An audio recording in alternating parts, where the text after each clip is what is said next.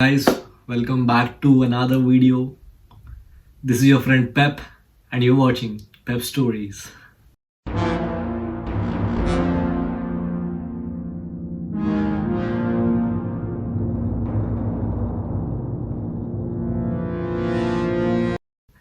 So, guys, first of all, congratulations to you watching out there, and congratulations to me.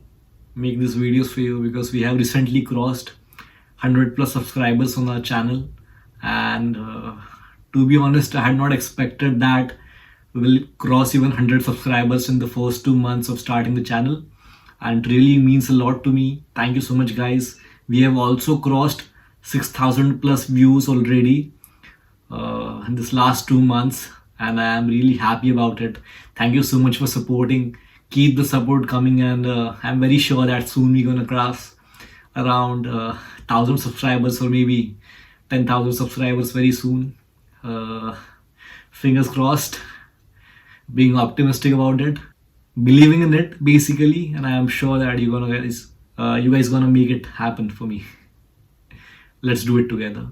So yes, in today's video, I'll be talking about the entire checklist of documents you need for your visa approval. So in the end of the video, I'll also post a picture of the entire document list you can go through and just check it if you have kept it ready or not, so that your documentation process during the visa is very smooth. So guys, the first document is passport. As you all know, applying passport in India and getting it home might take up to a few months in India, because in bigger cities like Pune, you have to wait for a few months to just get an appointment to for the documentation of the passport.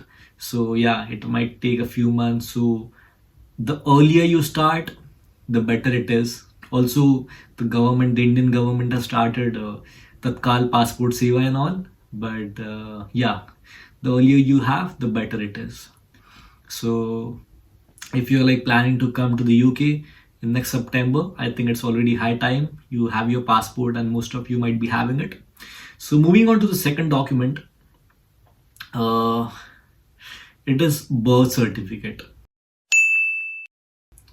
and that is necessary because in most of the cases our parents sponsor our education here in the UK, and the UK government wants to see if the relation is legally your relation between your parent, your guardian and you is legally approved by the Indian government. So for that they need the Indian birth certificate.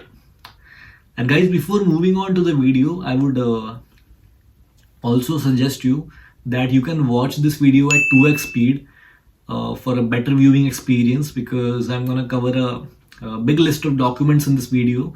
So if you want to absorb more information in less time, I can suggest you to go for 2x speed. So talking about the next document is transcripts. For example, your 10th mark sheet, 12th mark sheet, transcripts of the degree course you have studied. So for example, when I first heard the term transcript, I had no clue what it is. So transcripts are basically the entire breakdown of your grades during each semester, during your undergrad or postgrad, whatever transcripts your university is asking for. And the same transcripts has to be submitted for the visa too. And apart from that, you'll be need to show financial proof.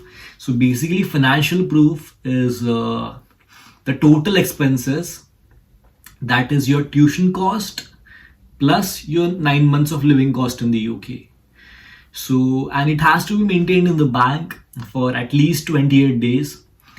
And I would give you a personal suggestion that when you're wanting to submit this to the embassy, submit the latest bank statement, because if it is too old, they might cross question you and ask you to get a new what do you say, bank statement.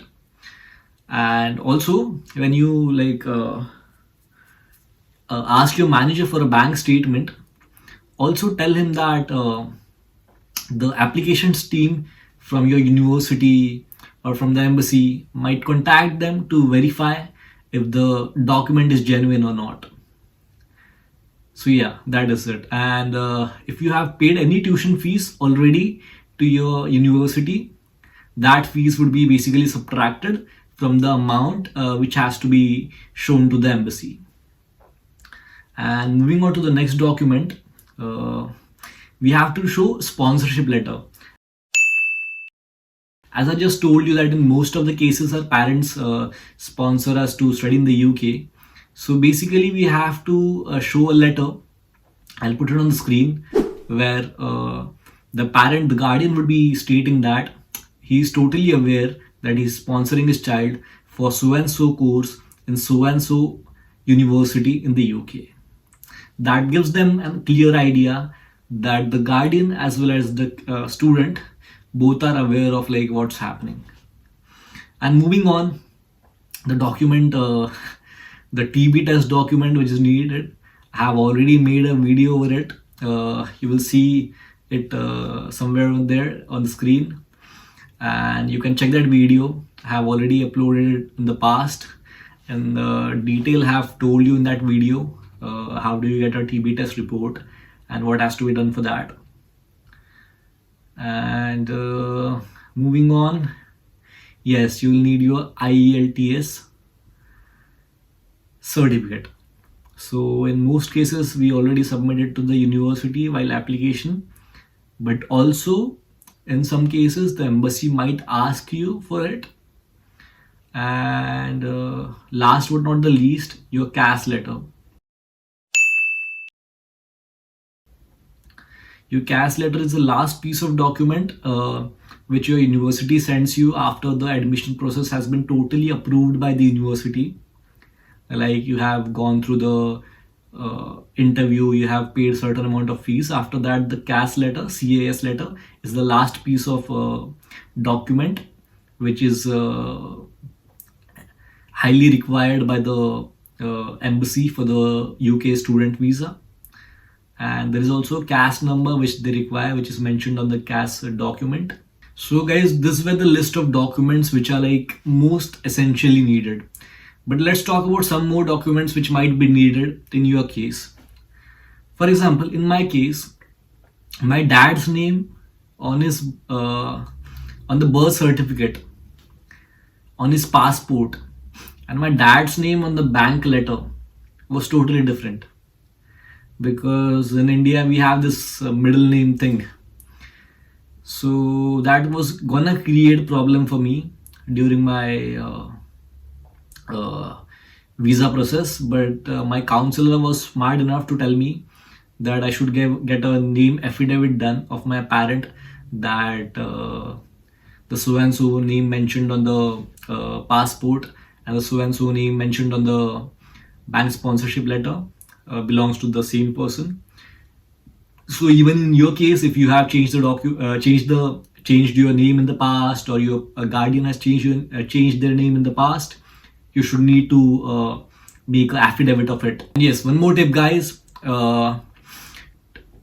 Take limited documents to the visa center, because when your visa appointment is done, they clearly state you that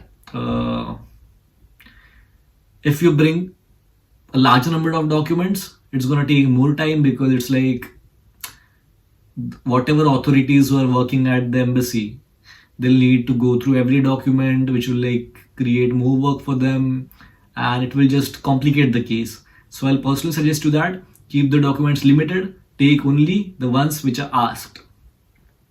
So during the visa date, I think I've already made a video too about that. So basically you will need to like take the appointment letter. Like once the appointment is done online, you get the appointment letter, and you also have to like download the checklist. You can download it from the page where you get the appointment letter. In the checklist, it has the list of entire documents needed on that particular day. and the person working over there goes through the checklist and ticks if you have got all the documents mentioned in the checklist. And yeah, one more important tip which I personally saw: don't pin your documents, because they like ask you to unpin it, and it's like a lot of task for you over there, and you might panic in such situations. And also, don't laminate the documents, because I have seen that the printers are not able to scan the laminated documents. And make sure, guys, that all your documents are in A4 size, because if they're larger in size, the scanner again won't be able to scan it.